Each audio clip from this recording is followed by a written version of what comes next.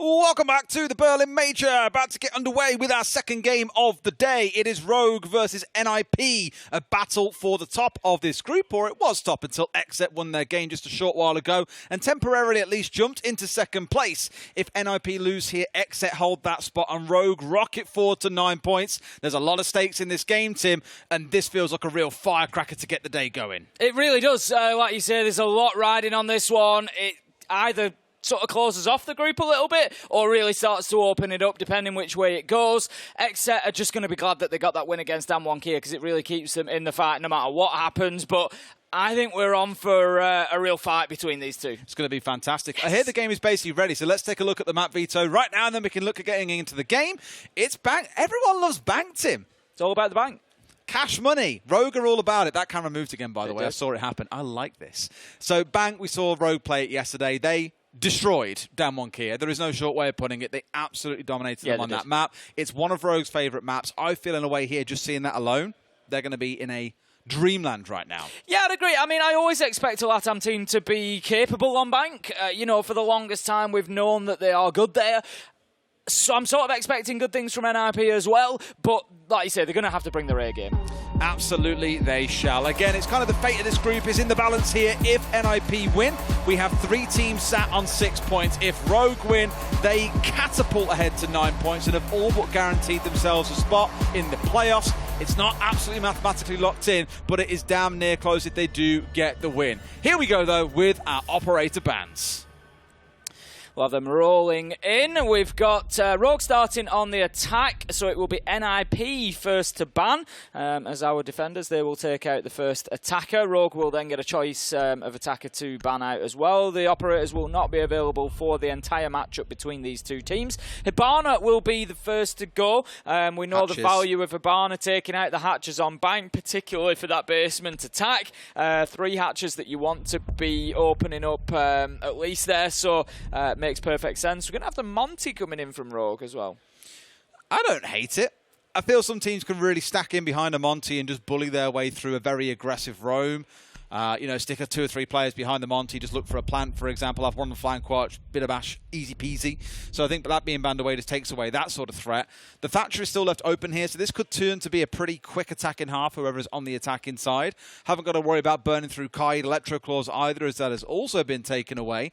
And I did just do a quick reminder of the games that NIP played yesterday. It was Border and Club, so we haven't seen them on bank yet here at the Major. Now, part of me looks at that and says, NIP have had a few hours here. Now, there's a lot of turnaround time between games, but NIP in the last 12 to 18 hours probably have had a few hours to sit down and look at how they played bank yesterday, Rogue this is, and get a few ideas up their sleeve to be able to bring out in this game. So quite keen to see what NIP bring to the table, how they can disrupt Rogue here, who yesterday weren't really challenged by Damwon Kia at all. One thing I will say for NIP historically, and this is historically, obviously they've had changes with Wizard coming in, Julio moving on, but historically very good at preparing over a short space of time to face teams. So as you say, coming away from that, just being able to break down what Rogue did on bank yesterday, the fact that they can see that could be a big bonus for a team like NIP, who I say, will have prepared very, very quickly for this. We're just going to jump out whilst we get, I think, a little bit of a sound issue for one of the players resolved. Yeah. That won't take too long at all. And we'll get you straight back into this one. But yeah, NIP, I'm expecting good things. One problem for NIP looking further into the tournament, if they do go further, we've seen 3 games and 3 different maps. I'm not saying that teams necessarily just want to keep hammering the same map through groups, but they need to be careful about how much they sort of reveal ahead of playoffs as well. They do, and I think this is the beauty for Rogue. If you can keep on going back to the same map, and you've played it so well, you've played it a lot in the stage. Look, any team coming here has probably watched Rogue playing on bank. They're used to seeing it. I've got absolutely no doubt about it. Given they played it a lot across stage 1, they played it a lot across stage 2.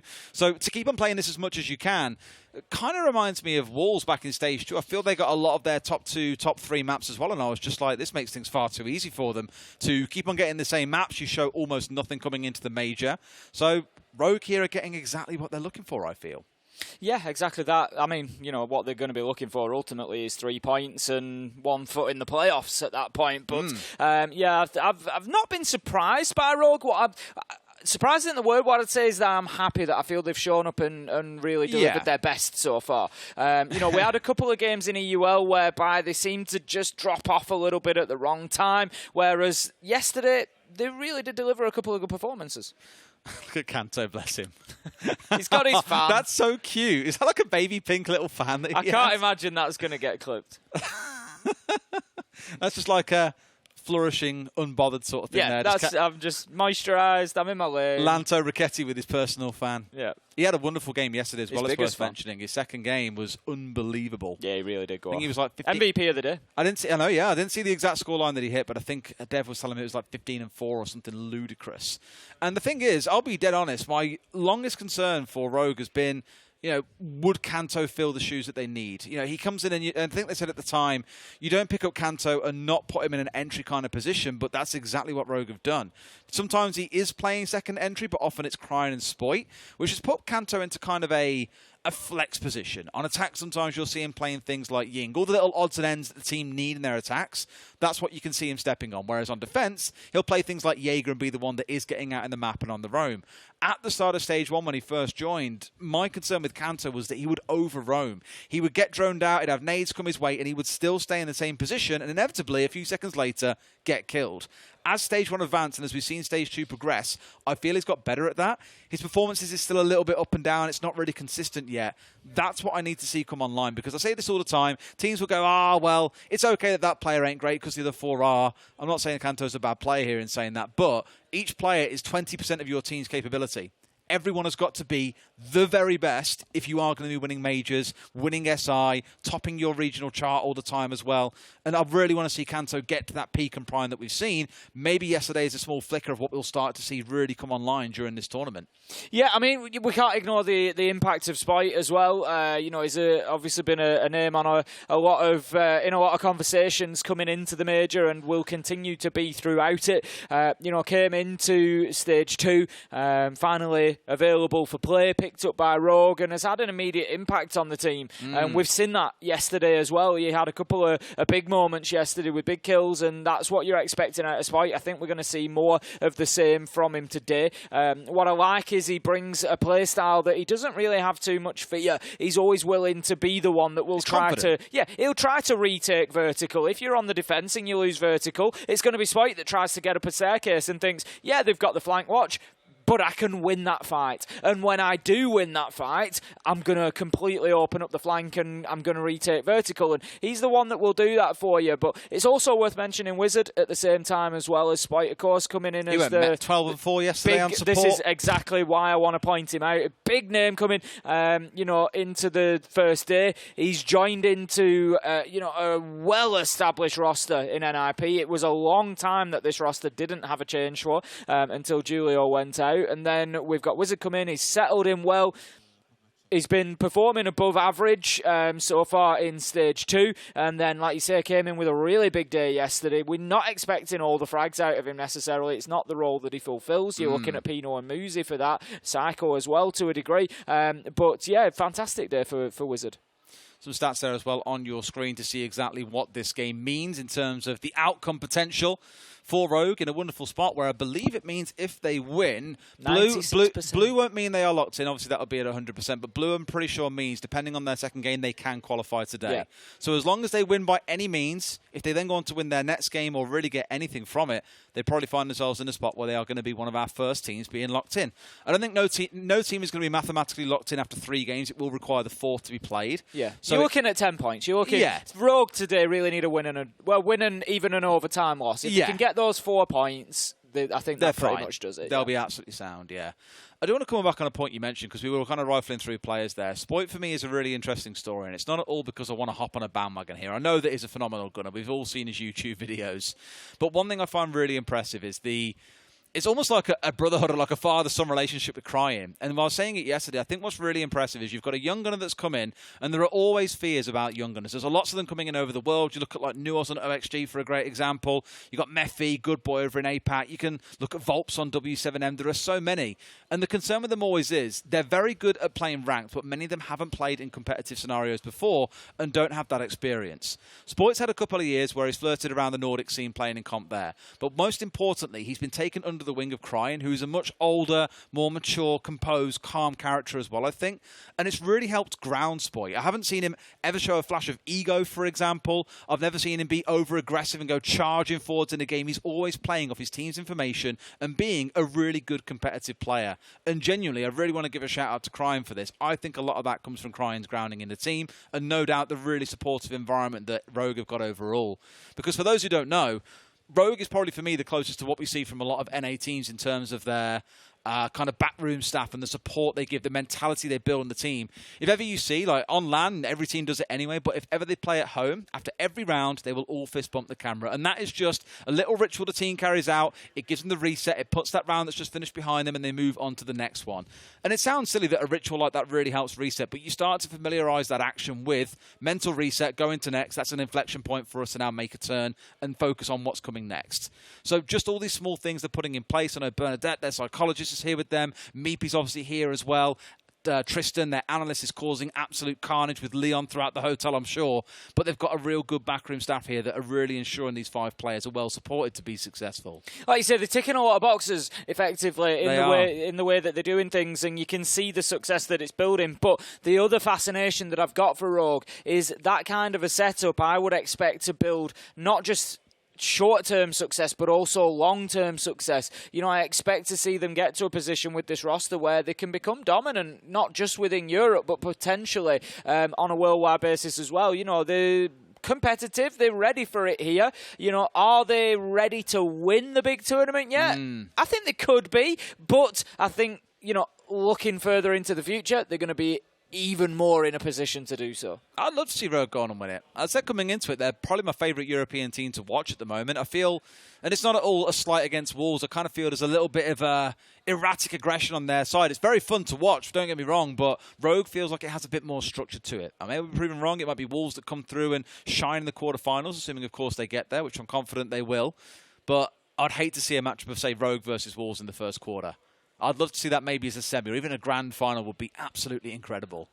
Love to see this. Lots of smiles, lots of joking between all the players on both teams. It always gives us a little bit of a signal as to the kind of game that we might be in for. Players in a good mood, players ready to go. You know, always going to be better in the server. You know, you don't want to be too much in your own head. You know, a team like maybe Damwon Kia coming in this morning, a little bit of a struggle after the day that you've had yesterday. And then, you know, you're coming in to fight a game, whereas these two certainly look prepped, they look calm, they look cool, and they look ready to go. NIP obviously taking a loss in their second game yesterday against Xset, so there is a little bit of a downward trend for them compared to Rogue after Rogue went fantastically well through both games. But yeah, certainly going to be a big clash between these two, I would have said. They're ready. This pause, you know, I don't think it really impacts them too much. We haven't got into the game yet, so it doesn't really slow them down too much. The prep's there. They're just looking to get going. We'll be getting everything ironed out as soon as we can do, and we'll get them into the game. But yeah, both of these teams, they sort of, I've got good vibes from them. Yeah, and maybe people are wondering as well, like, what could possibly lead to this sort of issue? It's worth noting that players have their own sound cards, for example, their own drivers they use, so there is a little bit of change between games. It's really interesting how all the kind of tech works behind the scenes with like various SSDs. Every player's got their own SSD, for example. There's a lot of moving parts. Absolutely, yeah, which is why when you think, well, the computers are working in the last game, why not in this one? It is because of the changes between players and the configuration they bring with them and so on and so forth, and that's the sort of stuff that you have to consider here as well. It is. As we say, we'll get into this one as soon as we can do.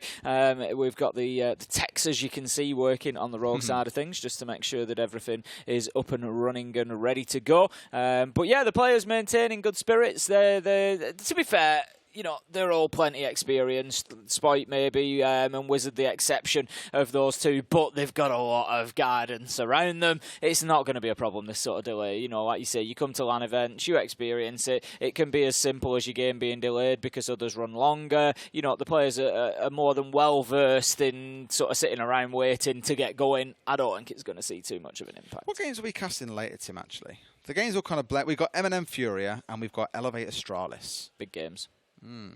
Especially after that Astralis result against M&M in the previous game. Yeah, it was a tight one, mind you. 8-6, wasn't it? 8-7, sorry. Plays perfectly into Elevate and Furia's hands, does that one. I mean, yeah, if the two teams at the bottom are scrapping over 1 point here, 2 points there, and you're like, yeah, well, you guys carry on, Yep. we're very happy to take in 3 points continuously. It's no bother for us. Then yeah, it is. It's gonna perfect be for a worrisome Elevate and point. Fury. I think that group, to a degree, could find itself a little upside down compared to the expectations when we get to the end of things. Well, headsets are being chucked back on, so I assume we should be good to go. Looks like we could be go. I think we've just got Deepak back into the lobby as well. Golden. So I think we are probably moments away. So make sure you've got your snacks. Make sure you've got your drinks, because we are pretty ready to go. We'll just make sure everybody Fist loads bumps. in okay, and then we will get things underway. We shall indeed. I love how Crying's like, right, fist bump, stretch, chill out, get it all stretched out again. Been sat there for a couple of minutes. Back into game we go, ladies and gents. Thanks for sticking with us through that delay again. It's not always as simple as it might seem at home, and again, I'm glad that the audio techs have got that one sorted in rapid time. Underway we go, we're back then. Round one, we're kicking things off down in the basement. NIP are on the defensive side. Our bans, if you missed it, oh please. Our bans, if you missed them earlier on, with the Monty, the Kai, the Hib, and the Valk. And I think we may well have another pause coming through in just a second to sort it out for Kamikaze as well, who I don't know how he wouldn't have found that out in the first case, but it's okay. We'll figure it out.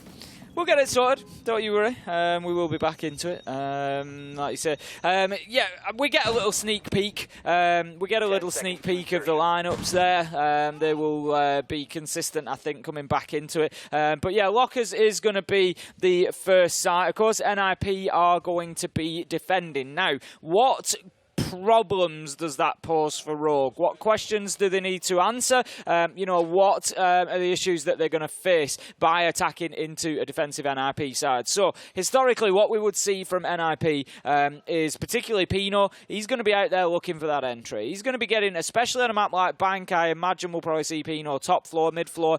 He's going to be out on the roam, and he's going to be looking to get involved with Rogue nice and early. I'm not saying he's necessarily going to go for a peak, but he's going to be looking to get into the mix at the point of entry. If he hears a barricade go, we're going to see NIP players generally going towards it, because they've always played with this ebb and flow. And it's interesting to see whether that continues with Wizard in the side, or whether that's something that shifts or not. Because as I say previously, what we would expect is that they go in, they look to hit hard, they get that entry, and then you'll just see them drop off. And that's how they manage the clock. They'll just drop back off, and they sort of almost stop taking engagements. They'll play back more towards site, and they'll let the other team play into them. If they can get a kill along the way, fantastic. But if not, what they're trying to do is force that team into a late execute. They want them down to that 20-second mark, and then NIP will spring forward again with energy. You think, where's this come from? They've been quiet all round, and then all of a sudden, bang, bang, bang, you'll get 2 or 3 kills together. And that's generally what we're looking for. So Rogue need to manage that. And one way to manage that is to deal with those roamers quickly. Just get them. Don't lose the entry battle, which is easier said than done against Pino, because he's an absolute nightmare on the entry. Don't lose those entry battles. Get in there. Make sure you get in that first blood, and then push on from there. Absolutely. And the thing is, Spoit versus Pino on the entry battle, probably, for my money, one of the best entry battles that you are going to see throughout this entire tournament. Well, as you've seen, the players have high-fived their fist bump once again. We are loading back in on our other screen, so we'll jump back in just 2 seconds.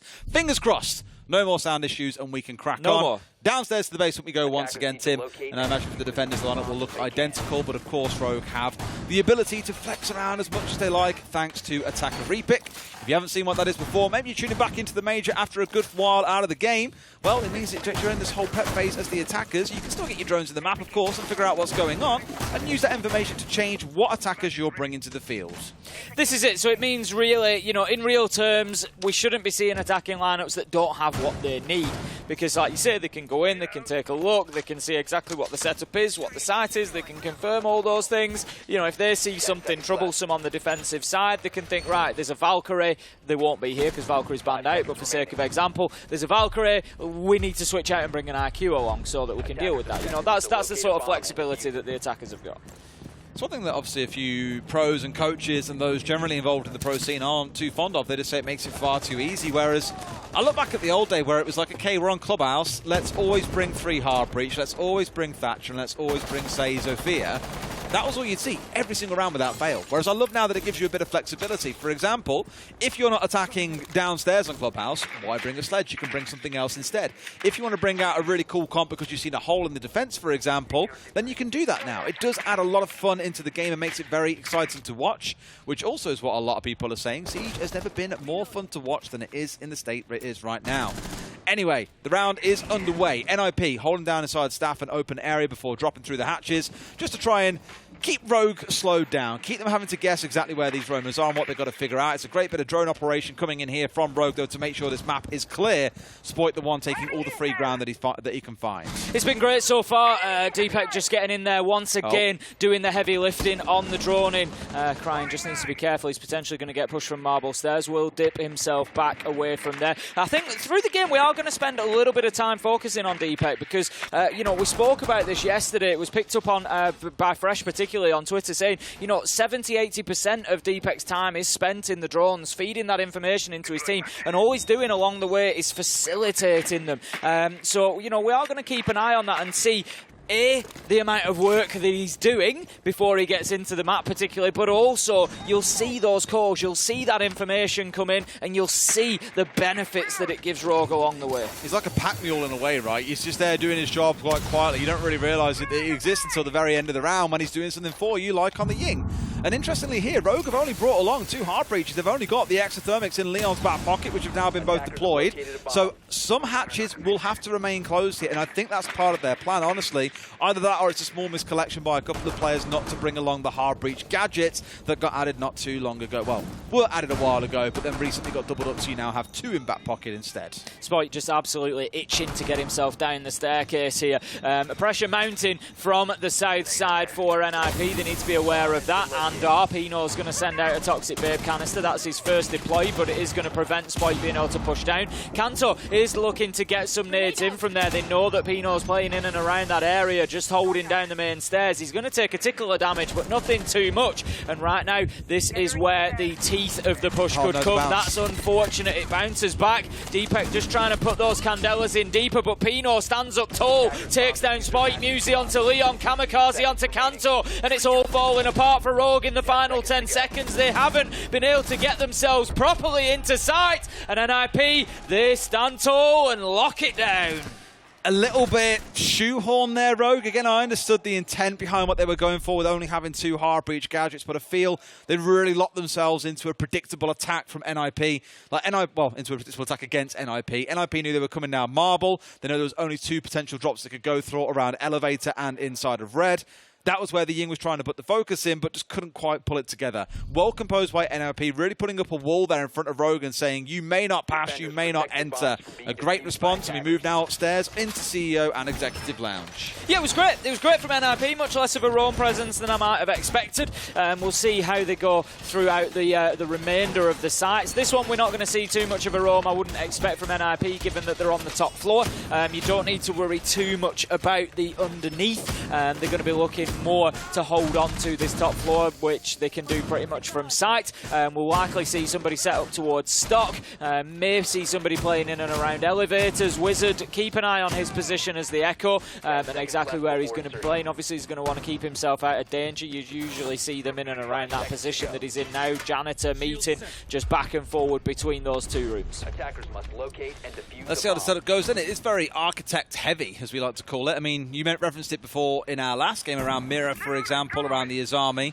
Ubi kind of declared this class of operators they term architects, who are all focused on transforming the sites and how certain defenses are played. So things like Castle, Azami, Mirror all form into that lineup, and none at the minute are more potent than the Azami, purely on the basis that she keeps on putting these barricades up in various locations, very, very flexible as an operator, whereas Castle obviously is restricted more towards doorways. But the beauty of having both together is if an attacking team does blow out a Castle barricade, oh, there's now a Kiva barrier going down. You destroy that, oh, there's another Kiva barrier going down. You can just keep on placing it in, so unless the attackers have got tons of soft breach, which they have got a relatively good amount here, things like the Selmas if they need them, they've got the Zofia, they've got the Ash, they've got the Gon 6 on Spoit, they've got nades, they really have come armed, but it's going to be, I don't want to say a battle, I was going to say a battle of utility, but it may well turn into that right now. It's turning into a battle of gunfights. Cryon finds one, and his younger brother in Spoit finds one elsewhere. I'm not sure about that positioning from Muzi there. He left himself in a dead end. Very difficult to get out of there once you get found by the drone. I understand as the Warden he was playing underneath with the Nitro in hand, potentially looking for that vertical denial, but that's not really where you need your Warden. Jesus, hello. If you're expecting to have Candelas come in from the windows, you need your Warden upstairs, and it's difficult to get back up there if you're going to lock yourself down in open area. So Muzi getting punished for that early misplay, that early decision. Now then, Diffuser's going to be going down. Leon is inside the site. Kamikaze starts fighting back. Going to be shut down by Crying here, surely. Yes, comes around the corner, gets in from behind the vending machine, levels us up at 1-1, and this is as close as expected. A good round for each side. Yeah, I mean, Rogue in that round, it was very different to the prior, where NIP kind of retreated back towards site, which you can't do on the top floor. It's just so exposed to the windows. But downstairs, they were kind of, again, digging in, setting up this wall, and Rogue had very few avenues to actually hit the site itself. In this round itself, NIP knew they had to get out in the map and control more space, and Rogue were very happy taking these 1v1s. Like, you didn't see a lot of trade play in that round. It was just about the ones being taken around the map, and when a team like Rogue is confident, they're going to be very hard to shut down. It was something Leon said a while ago, actually, about, I think I asked him, what if this playstyle doesn't work? And he was like, well, at that point, we'll try and figure something out. But for now, if you're happy in playing well, we know we'll get results. So we'd rather just give everyone a good gun and say, go nuts and try and find your kills. And that last round, I think, really epitomised and showed that strategy they're trying to adopt. Yeah, it was spot on. It's something that we've said for Rogue before. We will say it again. They section off the map well, they isolate players well, and they go in and make sure that they get the kills. Like I say, Muzi, just for me, it was a roll of the dice. He's hoping to not get picked up on a drone there. But when you're coming up against Rogue, it just makes me wonder if NIP done their homework. You're coming up against Rogue, we've already spoken about DPEC on the drones, Crying to a degree as well. There's a lot of information work going on for Rogue there, and you don't expect them to be missing players hidden under a desk, for example. Well, here we go. This time around, we have got additional hard breach gadgets in back pocket. Not that they strictly need them. Not, of course, attacking into the basement this time round, but you've also got Leon with 2 in his back pocket, along with 6 frag grenades scattered across the remaining 3 members. So a lot of firepower coming in, a lot of ability to get hatches if required. It feels more like a bit of backup and security here to have them in the back pocket of Leon alongside DPEC. And speaking of the Zero, this is the kind of thing that Rogue have run a number of times historically. Not so much lately now I think about it, but back in probably stage 1, we would see them playing the Zero an awful lot. That information being used as a Valkyrie might on the defensive side, just far too valuable to not bring. Pino going to relocate himself into the elevators there. Psycho trying the same trick as Muzi here on the Vigil. At least with the Vigil, he's got the opportunity to maybe keep himself off the drones a little bit more. So he's going to try to just keep himself out of the way for the time being. Top floor is definitely something that Rogue are going to want to take control of, given that they're attacking onto open area. We see 2 pushes into open area. It's either a final push through the triple wall to try and get the diffuser down, or it's drop the hatch and try and get it down that way. But Crying, he's going to come in with a second entry in a row. It's Kamikaze that's going to go down, and the Psycho play could be a linchpin for this round and which way it goes. I spoke about Crying a bit earlier in terms of his combo with Spoit, but also worth referencing the big step up he's had as a player in the last probably 6 months or so. Everyone remembers when he joined G2 and just really couldn't quite show what we knew he was made of. Leon, that's your book. I mean, at this point now, the real question comes in on how fast can Rogue shut him down. They know that he's inside a CEO. They know they haven't got the vertical control. There's 2 or 3 players looking to challenge him, and Spoit's the one who finds the kill. He does, but partially some damage is done there, because obviously they were looking towards getting some verticality opened above archives, above tellers. They're not going to be able to do that now because they've got nobody left. They can use nades to a degree, but they're just going to lose another couple of them as Wizard manages to find Crying on the marble staircase. So Kanto using the holes that Leon did manage to give him before dying, but in a 2 versus 3 now, Rogue are on the back foot here because NIP can play much more inside a site, and they can just wait for this final push to come, knowing that it's going to be through the triple wall. And here's the beauty as well. If you use this in the same mute jammer, on this case there's not. But on the other side, one, it gives you information. 2, it can get gadgets that are on the wall itself. That being over the top might well give them a bit of information as to where Pino is, but it doesn't stop him hitting a mega shot onto Kanto as well. DPEC now the last one left alive. We spoke about him a lot. He sits on cams most of the round. He's got 3 to kill with 15 seconds to go. Can he pull this one off? I'm not too confident. There's a man off towards his left-hand side. Flicks onto him, but Muzi finds the kill. NIP taking round 3. Impressive performances from both teams so far, and this is what I like to see. Both teams are coming out and winning these rounds, and you know that's how we want it. Really, we want to see the best that they've got to offer us. It gives us a better idea going into the playoffs of what we can expect from these teams should they make it. And right now, they've at least in a couple of rounds for NIP and one for Rogue shown us some really good performances. So moving into round number 4, it's going to be back down to the basement. Round 1, we saw NIP win this basically by frustrating Rogue. Rogue not really bringing the tools for the job, we didn't feel. Not having enough hard breach on side, it only left them with 2 hatches to open, and that really signals to NIP exactly where the push is going to come from, and they can just funnel them at that point, which NIP did fantastically well. So I'd like to see a little bit of additional hard breach. Leon's gone on to the ace rather than the thermite this time, it's but even worse. It just doesn't answer that problem. Now they can only open 1 hatch instead of 2. He switches back to the thermite, but we're still in that same position. Like I said before, hard breach gadgets are the play here. The Buck, I think, is the smart one to go to. Arguably a more decent gun, and this time around Deepek isn't on the smokes. That was one thing I was waiting to see, was do we drop the smokes away and bring the hard breach? Absolutely we do. Now they've got 4 of those in back pocket. That means 4 of the 5 hatches can be opened up, although one of those 5 is already open because NIP are looking to play through it. A very aggressive shield being taken up here by Kamikaze. I'd be a bit nervous about Spoit, for example, or even Crying trying to push down through Garage and just taking that out for free, though. Yeah, exactly that. Crying looking to move towards that marble staircase quite quickly. This is something that we've seen from Crying so far. Throughout the game has been getting into the map as the knock and looking for those early kills. He knows somebody's going to be playing inside of open. He sees him twice, but just can't manage to hit the shot. It is only a flicker of movement, so no criticism there. Using that Hell presence reduction device just to keep him off the default cams for the time being. But Muzi, he's aware, I think. He knows that there's a little bit of a push, a little bit of attention from Elevators. They could come together for a clash here, but Muzi, he's just going to keep himself above that hatch, ready to drop. He's going to look to take the fight on a fadeaway possibly, but no, he drops before the fight comes. Crying clears out open, and within the first minute, Rogue are taking some good map control.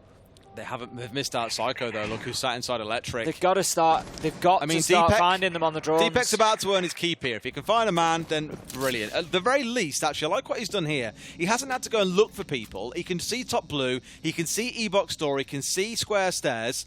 That's all they really need. As long as someone is watching those cams, and right now it's Cantor and Crying that was sat on cams, while everyone else gets to work keeping busy, they will have that knowledge if someone does come for a push out.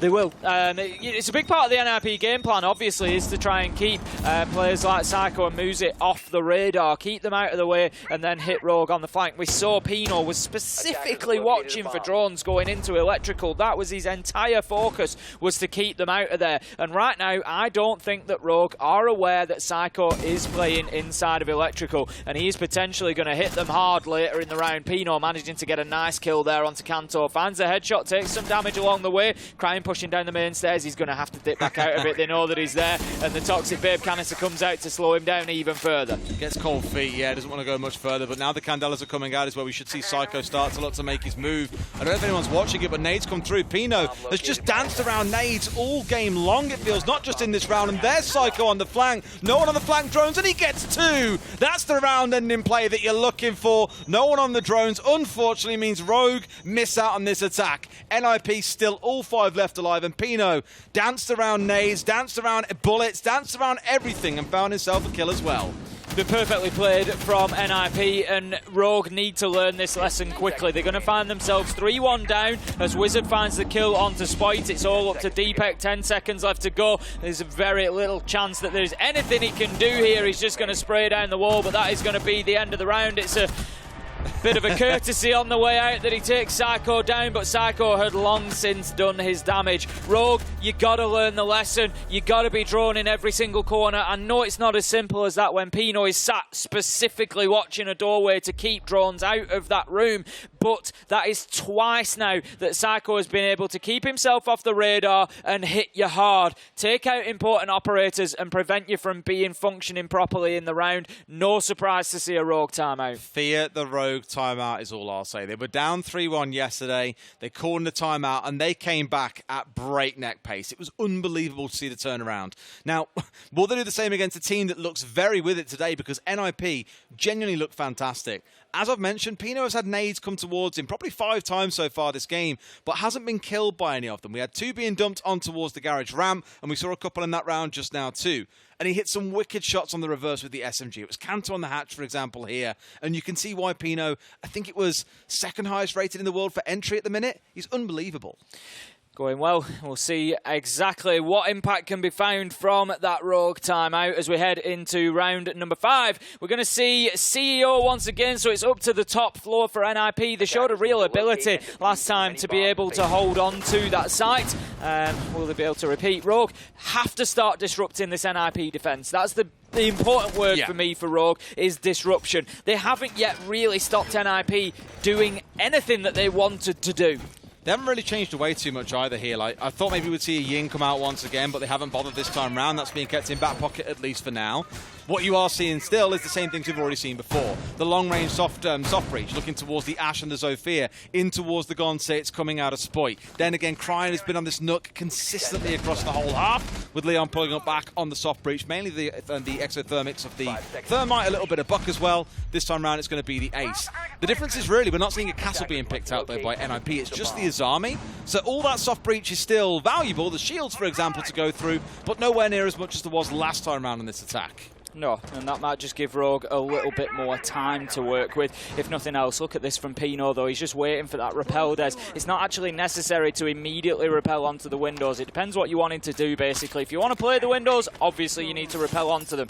With the recent changes that banks up, there is the alleyway to the side. If you're just looking to get up onto the roof, get up onto that square skylight, you don't necessarily need to expose yourself to that angle. So that's something they're going to be aware of. Right, they've seen him. They know that Pino's there. Rogue, do something with this information. You see Deepek going directly towards that target. You've got the Ashe as well. You've got Kanto there ready to act. They're going to let him get away. Cryin had the opportunity, he had the information, but Pino, as I've said, just manages to find that entry kill so often. Was it Lycan who once said you haven't been to a LAN team and run over by Pino, or was it someone else? It was Nesk. It was Nesk, yeah, that's the one. Although it kind of applies to Pino when he's playing like this. More and more entries stacking up. A trade coming through between Psycho and Spoit. Spoit, admittedly, a little bit slower to get started in this game, it feels like so far. It feels cruel to say that when someone's 3 and 5, they're being slow to get started, but it's not the normal pace that we've seen coming out of him. Looks like another rough round coming in for Rogue, though, now currently in the 3v4. Pino looking to get aggressive. He's going to find his man. Easy as that. The thing is, now that Rogue are behind in terms of man count, they just don't have any handle on where these players are. And players like Pino, if they've got the freedom of the map, they're going to hurt you exactly like that. Clever from Pino. Just takes a punch out of that barricade. I don't think he's got any honest intention of jumping out of a window. But if you noticed on the silhouette that you could see outside, it just forced one of the players immediately away from the window because they needed to start watching for that jump out. It's just very smart, very experienced play.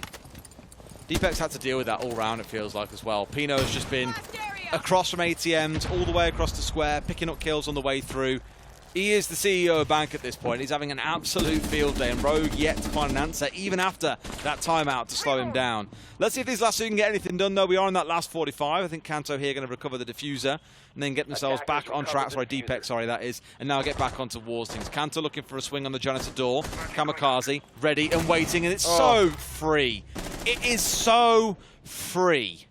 Absolutely beautiful from Kamikaze there. Knew where the challenge was going to come. Once again, how many times have I said this, Des? It's all up to Deepek. He's in a 1 versus 4 this time, last alive. He's just going to spray down. He's got the gun to do it. He's got the Zafir LMG, so he's not going to likely need to reload. He's got about 120 bullets in the mag at the minute. Manages to find the first onto Kamikaze, but he's got 3 more to go and 10 seconds to do it. That's going to be the much bigger enemy. Is the clock ticking away, the sand running through the hourglass. He sees the one on Marble. The challenge continues to come in, sprays through the soft wall. He's unfortunate, but it's not going to matter. The time ticks down, the round goes by, and that is NIP 4-1 up now against Rogue.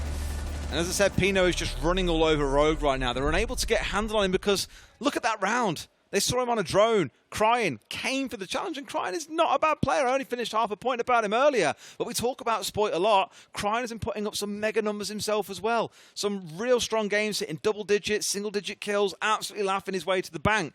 But even there, steps through, goes to the challenge, and Pino just flicks him in the first couple of shots straight to the head. There's very little you can do about a player that is hitting their shots like that on the day. Going to be the final defensive round then for NIP. We're going to be going down to Open and Staff once again. We've seen them win it back in round 3, and they will be looking for more of the same. Last time around, if you remember, it was Psycho playing up in CEO, kept himself under the desk and off the radar, was able to get himself an absolute freebie onto the Book of Leon. I'm sure that Rogue are going to have learnt that lesson. I don't think that NIP are going to be trying the same thing. They're not going to be sort of ratting anybody away this time. They're just going to be playing more of a standard defence. There will be a top floor presence. I'd expect somebody to be playing inside a janitor at least to begin with. The hatch is open, so that's your escape route, and they're just going to try to burn as much time as they can. It looks like we're going to have Kamikaze inside a stock as well, supported by a Kiba barricade. Saw this kind of play from Diaz in the last game from Xer against Dan1 Kia. I think they're looking direct towards site there for a second. I was a bit nervous. They were just about to go straight in through the door, with the Gon 6 being the sort of flag of, let's go, boys, it's go time. But no, Leon rotating away up to the top floor, wants to get that vertical control, which means you will see this scrap taking place around stock. Crying once again first inside of the map, inside 20-30 seconds, looking to get aggressive. He's done well on the entry so far. He did get shut down last time by Pino though, so needs a slightly better outcome. Deepak is on the windows. Kamikaze it is though that finds the opener onto Spoit. Crying does manage to get his revenge after the last round onto Pino, closing him out 4 versus 4. Kamikaze's in a particularly important position here. He's supported by Psycho, and the reason that position is so important is because it allows the hatch drop down into open area. That's something that often teams on attack will fight over, getting control of that hatch and opening it. NIP as the defenders have done it for them, but as long as Kamikaze's there, they can't use it. And right call as well by NIP. They got rid of the buck. That was the crucial operator they had to remove all the vertical destruction that Rogue had brought along. They see he's dead. What do? Instantly drop back down towards site. There is not really much point anymore holding onto that bit of land. You've got a 4 versus 3. You can afford to concede it. Kanto here just managed to get through that barricade. I spoke about this earlier on as well. Not breaking them out, not as much sound. You're still able to have an impact. I'm just going to be sending the nade into the elevator. It won't have any joy. Moosey's just found himself back inside of Tellers. He's roaming around. He's potentially going to come head-to-head. There you go. That's all the information he needs. He's just going to hold as tight an angle as he can now. And he's likely going to find himself a challenge coming in. But Kanto manages to hit him on a tight angle, taking down Moosey with a headshot. That just might give Rogue an opportunity here. 3 versus 3. I'm looking at the drone count here from Rogue as well. Like, I saw the nade come out from Crying into elevator, and I thought, well, I mean, why? Have you got some information there? But I don't know if they did, but they've got a lot of drones out in the field that haven't been dealt with by NIP despite their own coming through. So I don't know if Rogue aren't really using their drones as aggressively as other teams might. We saw teams like Sonics yesterday, for example, burning through 8 of their drones inside 90 seconds more often than not. A little bit of a different story here, but Kanto's now getting a view inside of the site, knows there's a castle present, and now wants to carry on. Also sees a man on the quad wall. 3 versus 3, 30 seconds left to go. Rogue at a position where they need to start thinking about pushing into sight. NIP are ready to withstand them. They're just holding down those angles, but that's a brilliant kill. Deepak onto Psycho, just teaming up with Kanto. Finally, Rogue managed to bring that play that we've seen so often from them. The perfect example, Deepak Kanto moving in together, challenging from both sides, guaranteeing the kill, and they were able to power through from there. 2-4 on the half. Rogue might be a little bit disappointed there, but they are coming up against an NIP side who are playing well today. Yeah, I mean, between all members as well of NIP really having impact here. We saw Psycho have a great couple of rounds in that as well. Pino consistently across all of them. Kamikaze in that last round as well, getting involved around stock and bringing down Spoit and removing that part of the map. Just all the players getting involved at different parts of the half. For Rogue, as you say, what I was really impressed by there, the number of times we get to say 75 seconds left and we go, right, boys, let's look at what we've got here. We've got a good amount of utility. We know we can't get through vertically. We're going to have to hit site and try and go for fights. We've got time. We've got a lot of drones. Let's get on those drones. And all 3 players did sit on drones for a good amount of time. They got the right information. There's a player sat on hatch. There's one sat down behind the desk that you can see in the center of your screen. There's one sat against quad wall. Okay, then, 3, 2, 1, boys. go. And even though Kanto didn't know where the Azami was specifically, he just blind fired him towards that back corner to force a moment of panic, and you saw the Azami kind of turn towards him, which gave Deepet the agency to push in and actually get the kill they needed. It's just beautiful little bits of team play like that, the simple basics that really make a team fantastic. Heading into round number 7 then, Rogue will switch on to the defence this time around. We're going to have NIP on the attack, and we'll see how they do when they have to take the onus, where they have to take the initiative and go in there and get things opened up. Great work from the Twitch so far, taking down a Yokai drone. I'm not sure if there's one remaining or not, but still, that is a big loss for the side of Rogue. It's powerful utility, and it's off the board. I love the lineup, by the way, from NIP. Like, Kamikaze, Wizard, support players? Nah! Stick them on the entry. Give them the Yana, give them the Nook, for example, and let them run riot. Look how cheeky this is as well. Sees the arm of Psycho, but can't quite finish him off. Leon's got to be careful here. There are 2 players pushing him down Garage, and they can see underneath this van. They can't. Leon looking. Oh, he was looking to potentially just play a bit of a gadget move there to try and help him, but an absolute beauty from Psycho to take him down. And that Ossa is becoming really oppressive really quick. We're seeing a lot of rear-sided pressure here. Psycho taking little bits of damage here and there. That's a lot more, and that is what Rogue need. They have to shut down this Garage push, otherwise they're going to find themselves turning on their heel through the entire round. They're really committing numbers in towards that hold as well. Rogue, 3 players have now pushed in towards it. Kanto finding himself a drone as it comes pushing on through for more information, but it feels like NIP have now done enough to have control of Garage. And I love it, because rather than trying to be sneaky with like a Nook, they've just brute forced their way through, making use of the Ossa. It's really smart stuff. Yep, she only got 1 shield left. One has been destroyed with an impact nade, so that is going to be now repositioned by the cash van just to give that long angle up into sight. We see another death coming in on either side, leaving us now in a 4 versus 3. 1 minute 15, and interestingly, NIP haven't played towards server at all just yet, which has basically taken Spite out of the game. But Wizard, he's going to be heading up there looking for this kill on the Knock, and I'm not sure that Spite knows he's coming. I don't think he does, no. Like, he's expecting that push to come in from below. He got the trade after Pino found Crying, so that was where the initial scrap was, around Square itself. Kanto's also, I think he understands, like right below the Nook at this point. Got to be super careful, because it could be a freebie for Wizard. They definitely have zero idea that he's here. If Wizard just takes a peek around the top of those stairs, as you say, it's going to be a freebie. It's going to be Muzi, actually, who manages to move in and get that kill. And then Spite, he has to make a move. He has to do something. He's going to be heading towards blue stairs. Electrical is just looking to see if he can find anybody, but it's more the Knock above he needs to be worried about. And Wizard, he plays a trick on Spite and gets the kill. Takes him down out of Electrical. 4-1, 4 versus 1 now, rather, sorry, for NIP, and they are flying on the attack. It's starting to look worrying for Rogue fans. That was definitely a where the bloody hell did he come from moment. Deepak left in this 1vx. We've seen it so many times in the half, knowing that there is very little that he can do here. NIP looking different class in this game so far. Deepak looking out towards where the plant went down. He knows what he's got to do here, but every angle that he's not looking at probably has an NIP player set on it. They had the long angle through Garage. They had Muzi up on Marble. There's very little you're going to be able to do there. It's trying to like run a gauntlet back towards that diffuser for the disable. I can tell you as well, you probably can't quite hear in the background, but NIP are getting loud at this point. You know, as we quite often see from a lot of the LATAM teams, there's a lot of passion in there amongst the players, and when they are feeling comfortable, confident, and getting loud like that, you know that Rogue or anybody that they're playing against could be in trouble. 5-2 now, and they're starting to really run away with this. And I tell you what, an NIP win here really opens Group A up. It does, like we said earlier. NIP win, they get 3 points. There's 3 teams then sat on 6. Rogue, NIP, and XSET. It's not quite a reset, but it essentially is going into the second 3 games because, as you guys know, all teams play 6 games in the group stage.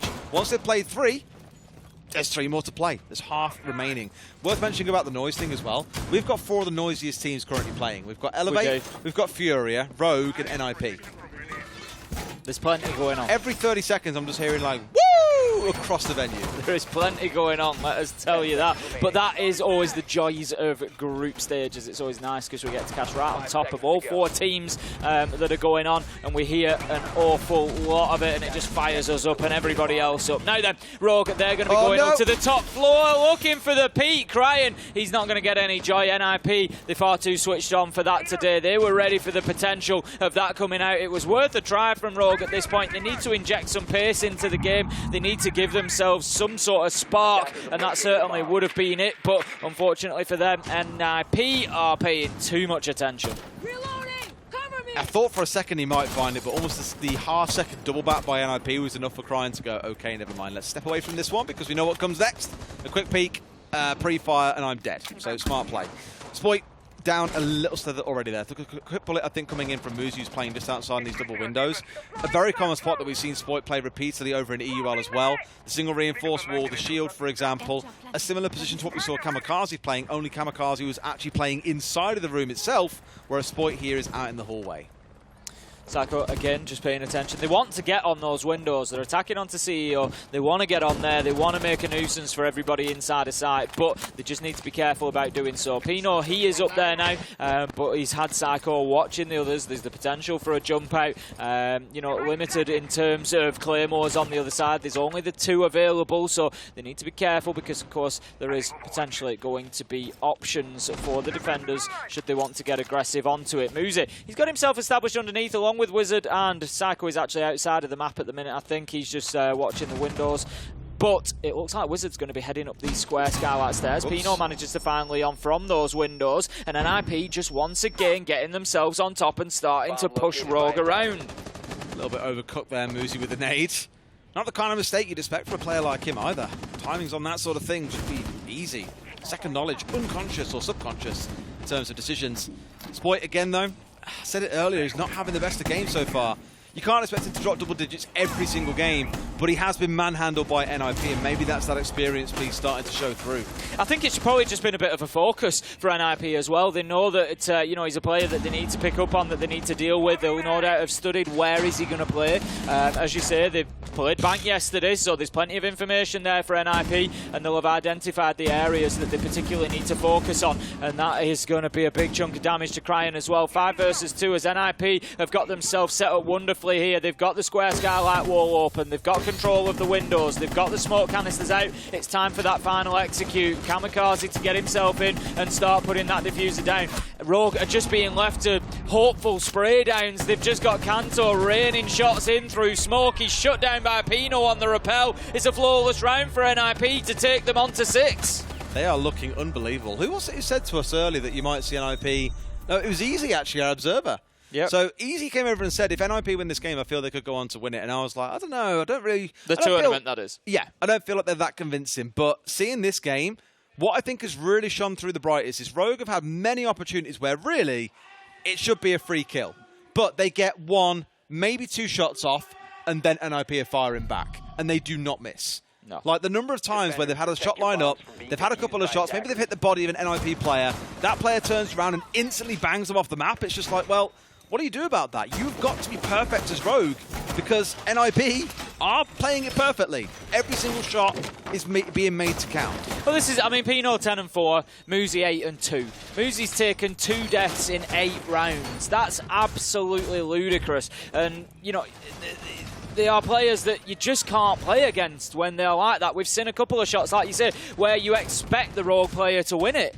And all of a sudden it's bang, instant headshot coming in from Pino. And you just can't touch that sort of ability when it's firing like this. So NIP absolutely cruising so far on Bank. I think there could be an element here of, the fact that Rogue have already played this map. NIP have had a real opportunity to go over that VOD, prepare for it, steer the map bands towards Bank. And they are well prepped for this. They know where the Rogue players are going to be playing. They're going in challenging. They're already setting up the crossfires. We saw that in the last round. It was so difficult for them to move anywhere around Janet or anywhere around Meeting. Every time they moved, somebody was dying. We've got that slow creeping Oscar coming back in once again. You can see Psycho working his way down towards the garage. Rogue, hopefully, they are definitely more prepared, Tim. I've just looked at their gadgetry. They've got 6 impacts versus the 2 that they had last time. They know what's coming, and they wanted to make sure they're definitely able to adapt because it was really impressive last time round, having the Ossa dancing around with the shield and then having a player supporting him to try and pick up frags was ridiculous.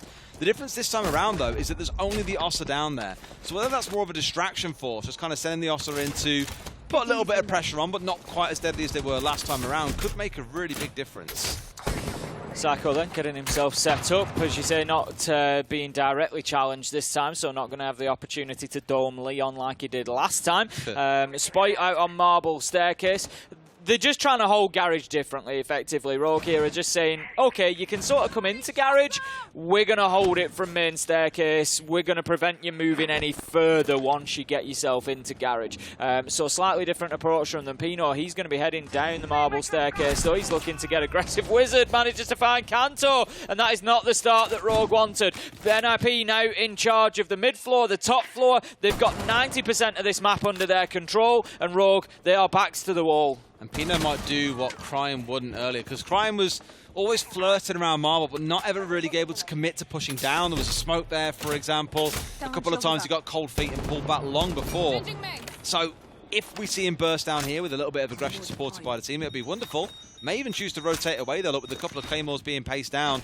Going to take a bit of time to bash his way through that castle barricade. Psycho still sat really deep, though, inside a Garage, not yet moving forwards. Working it from both sides there, just to get the job done quicker. As you say, Psycho quite happy to just hold his position for the time being. I think he's basically waiting for the right moment here. As soon as there's a lot of noise elsewhere, that's when he's going to push forward and get really aggressive. We can see there is a bit of a challenge coming in. There's a Yokai drawn ahead. I think given the opportunity, Psycho will look to take that out, which he does. 30 seconds left to go. The clock might just come to the rescue for Rogue here. Leon manages to get Pino, but not before Muzi takes down Spoit. Candelas are going to go in here, and NIP are as well. They follow them and start getting that diffuser down. Is the cover going to be sufficient, though? 4 versus 2, 3 versus 2. Deepek gets himself a double, but he's now left in a 1v2. It looks like Wizard will be able to stick this plant. He's got Psycho on the cover as well, but Deepek could come in clutch with a Yokai blast. He can't see where it's going down, Des. Biggie T!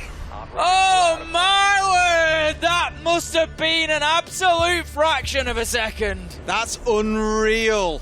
Unreal. That was close. He's been in 1vx's all game as well, Tim. That's the worst part. Like, consistently staring down the barrel of a 1v3, a 1v4, but this time he makes it count. He keeps Rogue in the game. Do I believe there's a comeback in Rogue here? I don't think so against NIP with the way they're playing that game, but that is a good motivator for Rogue, who have been slapped about for the vast majority of this game. What you say now for NIP, it feels like a matter of where rather than when. You know, it's just which site is it going to be that NIP managed to overrun. We're going back up to the top floor for Rogue here last time out, this was a very good round for NIP. There was very little that Rogue could actually do about this one. They got themselves on the windows, they got themselves the breach opened up, they played into Janitor very well, they just cut down Rogue every time, as I put it last time, every time they tried to move. So Rogue need to think about that, they need to think about those lines of sight. How can we maintain our mobility here? How can we maintain our ability to be able to push them from multiple angles, to be able to do things differently? And it's a difficult one to answer for me, for Rogue. Maybe stick somebody underneath, maybe look to have somebody who can play through open and staff and assault onto square skylight without going head-to-head onto it. A little bit nervous about the setup here, really, for NIP too. Looking at Rogue, we saw this setup coming out of NIP back in the first half. The shields, the castle, the Izami, all of it stacking together for a lot of required soft destruction. And Rogue's response was things like the Ash and the Zofia and Gon 6s, whereas for NIP, it's a couple of Gon 6s. Sure, they've got the nades, but you've got to be able to get them through into those key locations to get rid of that gadgetry in the first place. So I'm a little bit nervous about whether or not they can clear out all the barricades and all the Izamis that no doubt Rogue will put up before them. We saw Psycho in this position previously, opening up windows and just looking to hold down any potential jump outs, any potential peaks. He's just going to allow likely Muzi or Pino, I would have thought, to get themselves onto the windows. It's been Pino previously on the Twitch, and then they will start to try and soften up sight. Wizard very quickly shutting down the potential for a basement rotate. They've got it down, Des. You know, I suggested Rogue maybe play somebody underneath, maybe look to push through open staff. And what's the first thing that Wizard does? He goes in and he air jabs off the staff door, so there's no way that they're coming through there. Deepek almost getting naded out from below. And now they've got the downstairs locked down with those air jabs, where more nades could potentially come in from below. No doubt Psycho should head himself down there in the not too distant future. For Muzi, he's more focused on going Route 101 here, getting himself inside a square. We've already seen the work that he did with his LMG just a couple of rounds ago. Absolutely bodied Rogue from this position. And Psycho finds a wonderful shot onto Leon at range. That's going to be kicking things off, and the problem for Rogue is that Deepek is also low health, so this is practically a 5 versus 3, and it's the Warden, you know, who they're going to be looking to see through that smoke to try and deny a plant. Drones going straight in from NIP. Des, they're not missing a beat here. Every second that comes along, they are taking a meaningful action towards winning the round. NIP have been super impressive. Cryan is in an important position. They need to deal with him next, I think. Spoit, again, playing this power spot that he's played so many times over before. They're just really trying to make sure that no one can come charging up behind them. I think you can still get the down the side there. It's the problem, Cryan, but at the very least, you know exactly where they're coming from if you do hear someone coming up on marble stairs. So small wins being taken in here. He did a similar sort of thing also on the main stairs. So they've really tried to keep NIP pushing on one side of things, knowing that they haven't got much range destruction.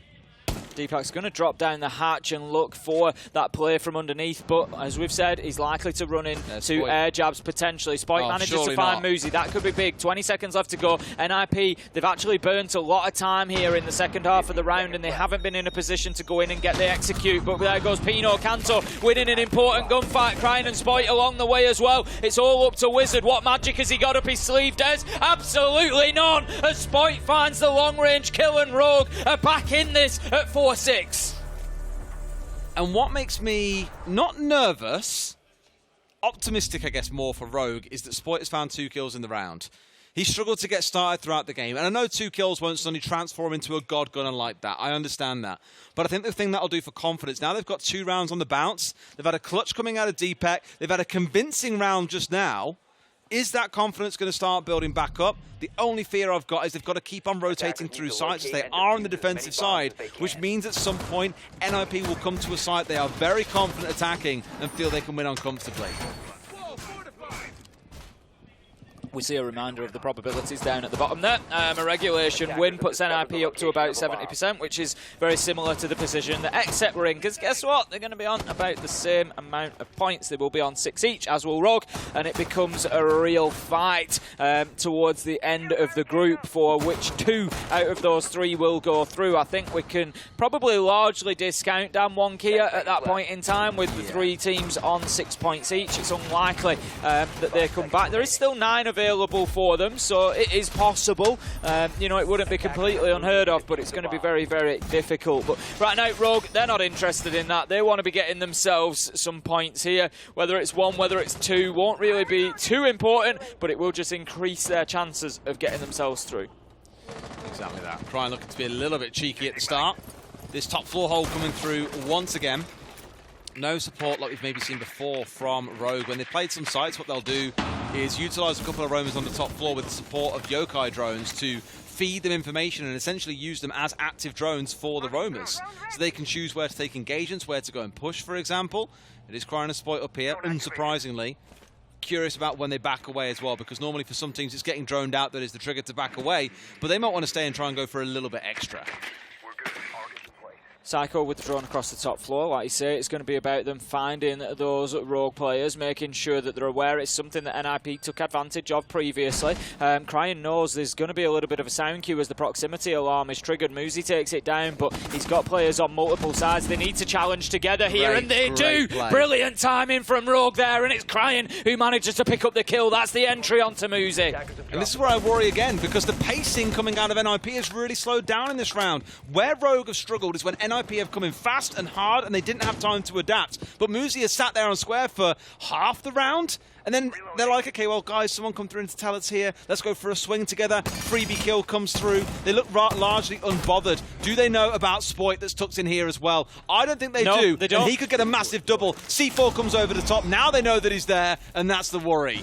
Spoit, you just feel like there was a better opportunity with the challenge onto the stairs directly with the gun there, but it's still not the end of the world. He's burning more time here. He's going to take down the clone. Can he find himself 1? Can he find himself 2? He's going to shut down Pino to begin with, but he's hungry for more, Des. Nade comes in. He's half health. He's going to try to keep fighting. No, shut down. Cannot keep himself far enough away from the explosives, but still a big job done for Rogue there. 3 versus 2 now, 50 seconds to go. Big response by NIP to crunch down onto to him when they realise their mistake. Sure, he gets one, but they make sure he won't find anything else. Regardless, though, it's still that 2 versus 3. Rogue are in a good position, but you're coming up against Wizard. Had a wonderful couple of days so far. Psycho has sat at 9 and 7 on the Yana. A nade still in hand and a wonderful gun for big moments like these. There is every chance NIP can still win. Certainly could. It looks like they're going to be pushing in through the double door into staff area. Psycho, he's going to try to get aggressive, but he's going straight into the evil eye of a Maestro, and that tells Rogue everything they need to know. 3 versus 2. Psycho has adjusted, but spotted on a cam once again. Wizard, he manages to find Leon, but Kanto from underneath. Beautiful headshot onto Psycho. 8 seconds left to go. Kanto's just going to keep himself out of the way. The diffuser's down. There's absolutely nothing Wizard can do. Deepak with the final kill. The Alder sings out, and Rogue are back within 1. It's 5-6. Oh boy, now you got to face the final boss, NIP, after a timeout. You guys will have seen that flag at the top right corner of your screen. We are now using the in-game custom timeout feature, so one has been requested. Both teams have now used them, and NIP get 45 seconds to have a conversation about how they're going to close this out now and take all 3 points before Rogue fight their way back in. What a matchup we are seeing here. Just our excitement levels going up and up as we get towards that 12th round, and we are here. We're going to see every little bit of this potentially. I'm not going to start throwing around any other words that might be coming, Des, but we'll see what happens in this next round. Like you say, for some reason, NIP have just completely gone off the boil here. Rogue have had their number. They've been able to catch them in crossfires. Kanto and Cryin challenging together. Absolutely beautiful. That's not what we've seen from Rogue for a portion of this match, but being able to bring that in now, perfectly timed. I'll pull back to what I said in terms of reasoning. I really feel the last couple of rounds especially, NIP have slowed down. Prior rounds to that, you'd have individual members pushing different parts of the map and taking large parts of ground. Think about Pino, for example, back in the first half, how happy he was roaming around by himself and making things happen. That sort of energy carried over into the start of the second half when they were up 6 and 2, let's not forget. Rogue now have 3 rounds in a row and all the momentum is in their favour. NIP need to come up with something special. And it's now or never, because if they don't, it's going to be overtime. Simple as that. And more importantly for NIP, overtime means that they are dropping points that they sorely need. Xset getting their second win earlier on today here on the A stream means that NIP, if they don't get the full 3 here, they sit behind them in terms of the point standings, and it makes it more difficult for them to be stretching towards the playoffs. So NIP, this is and could be a big round for them in terms of the overall trajectory here at the Berlin Major. Now then, Kamikaze, he has spotted the Warden of Cryin in and around that square skylight, so they're going to know that he's playing around there. But the question is, how long can Rogue hold on to the map for? They've got Spoit on the Oryx on the top floor. They are looking to play this as a full map roam to burn as much time as possible. If they can get kills along the way, that's fantastic. But NIP, time has been an issue for them historically. We've seen it creep in over the last couple of rounds again. To be fair, so far, it's not been an issue for them until the last couple of rounds. So they need to work a little bit quicker here. They need to get that information from, one person to the next, and they need to go in together and find these roamers. No points for guessing where Psycho is likely pushing in here. I think it's down through Garage. I know he's got the shield in hand once again. There he is. So 3 rounds now we've seen this kind of play. No double up action this time again. So first round we saw 2 coming in together. Second round it was just Psycho. This round again it appears to be just Psycho. But he was causing enough bother by himself that I think NIP will say that's worth it. He was drawing the attention of 2 players. We had the Yokai drones coming through, players swinging trying to go for gunfights. So it is all good work being done by Psycho. Now you've got to look elsewhere around the map and ask, where's that aggression coming? Where is the play going to happen? And it feels like it's coming in towards server, given that's where a lot of drones are being focused. There's a lot of noise coming from that other game as well. Of course, 2 streams running throughout the group phases. We've got games going on all over the place and just chaos in terms of those group standings. But we are focusing on this one here and now. Rogue NIP 6-5. Don't go anywhere, because NIP, they've got their last opportunity to close this out in regulation time. Pino's going to get himself straight in to blue stairs through server. So NIP know that they are able to play on there, but they know that there is a big roam from Rogue here. Cryan's going to be holding on to that position. I think he knows there the bullets will be the telltale. He knows now that there's somebody on blue stairs. Psycho continuing to just creep his way forward, just shield by shield by shield, moving them and placing them in front of each other, creeping his way into Garage. He's really sat far back as well, and he was some in the last round as well, purely because you don't want to get yourself impacted out constantly. Now, Leon knows he's got to drop this out. I think he's a little bit keen on that one, actually, because it hadn't been deployed. So 1 impact down, no shields destroyed. As you say, Leon will have ability to take one more out. Spoit's going to take a lot of damage there. Does manage to find the Twitch drone, but he's going to get really aggressive. He doesn't know about the man on his left, I don't think. If Spoit takes 1 step too far forward, Kamikaze is surely going to have him. Cryan's going to be down. This is NIP's time is now to get aggressive. If Kamikaze pushes forward here, he could find himself one onto the damaged Spoit. We are 5 versus 4. Kanto's got himself above, though, a really commanding spot, but elsewhere the team have fallen apart. Spoit in a real critical position here, could find an easy couple of kills. He sees a little bit of manoeuvring. They're going in for the plant round the corner. He's going to have to make a move up close. Goes round, finds one, can't find the second. Plant should be stuck here. It's retake situation, a 2v2. They've got to get moving now, Rogue. They've got one on top of the bomb. They didn't expect it. Kamikaze was prone. Pino with the headshot, and that is going to be the round and the match for NIP, and a full 3 points to spice up group here. Whew. It felt so close, that comeback, but that was a great last attack coming out of NIP. Rogue so close, yet so far, just couldn't quite hold on in round 12. 3 teams now sit on 6 points in this group, and it's only going to get spicier from here on out. We'll go to a quick break. When we come back, we'll break it down even more.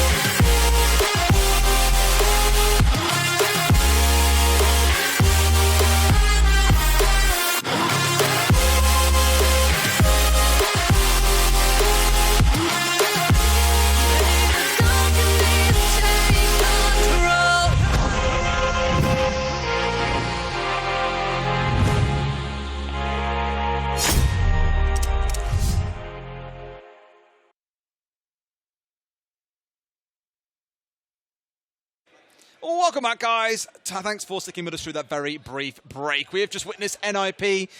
I don't want to say dismantling Rogue. They were up 6-2. They were destroying them. Rogue bounced back valiantly, but just couldn't quite hold on in round 12. Very unfortunate, but a great plant coming in from NIP to close things out comfortably there, Tim. Yeah, I mean, it was a great performance from Pino. We've got to highlight him. He was really on top of things. 75% cost. Psycho doing his bit as well. 92% cost. Absolutely fantastic play all round from NIP. Just that spell from round 9 to round 11 where they just really went off the boil. That's something they need to deal with. They can't let teams back in like that. It really probably should have been 7-2, 7-3. Yeah. Absolutely, but ultimately it wasn't. Let's take a look at the group standings as well to see how things now shape up after that game. We mentioned it throughout. You will have 3 teams now sat on 6 points after all teams have played 3 games. Damwon Kia pretty much out the running. They drop a single point elsewhere, they are done for. Whereas the other 3 teams here still have a very good chance to make it into those top 2 spots. After yesterday, we thought Rogue might run away with it, but with Xset beating NIP, with Rogue losing to NIP, with Rogue beating Xset, it's a triangle of teams beating each other, Tim. I can't wait to see how this group develops. Oh, it's going to be absolutely brilliant is the finish to this one. You know, we know now that they're all poised there at about a 70% chance of going through. That's roughly how we're looking for all of them now. You know, there's work to be done. All these teams need to be getting to the drawing board, making sure that they're on top of the VOD prep for the future games that they've got in this group, because there's no guarantee for anybody going out of here. Absolutely not. And the fun thing is, during the break then, while we had that little pause, I'm pretty sure the other game ended, and it was bloody noisy. We thought it was Furia at first, but we peeked around, and I think it might have been Elevate. Who knows? We'll have to go and check, because like I said, we've had 4 of the noisiest teams playing that game. Rogue a little bit subdued, understandably, but between NIP, Furia, and Elevate, there was plenty of noise to fill this theatre, Tim. There certainly was. A lot of excitement on day 2, and with good reason, because as we keep saying, we get into the high-stakes point now. We get into the bit where people think, yep, we've done enough, or maybe we haven't, and we're going through, we're going home, we're getting towards those big decisions, and that's when the passion really comes out. We get a nice little break now as well. We're stepping away for a couple of hours so others can step in and have some fun, because there is plenty of it to be had. And we come back later on with, I want to say, M&M versus Fury is our first one. Ooh, I mean, given Fury just coming off the back of what I assume is a loss against Elevate. And M&M are struggling. Could be a real beatdown for Furia. Certainly could be. That's the way that I see it going. What's your takes away there? Big players to watch from that game. What was you excited about? For me, it was brilliant seeing like Pino and Psycho just rolling back the years and just looking absolutely fantastic again. Just clinical, particularly Pino. The shots he was hitting, I'd love to see his headshot percentage from that game, because there was so many where he was just on that reverse angle, pop, headshot, and it was just over. And Pino, he was terrifying. It was his entries on defense as well. Yeah, just it like was just SMG, terrifying. landing headshot after headshot. It was unreal. But with that said, first 2 games of the day are done, which means you've got 2 more waiting for you with another pair of casters very, very shortly. We'll throw to a break when we come back. Next game awaits. See you soon.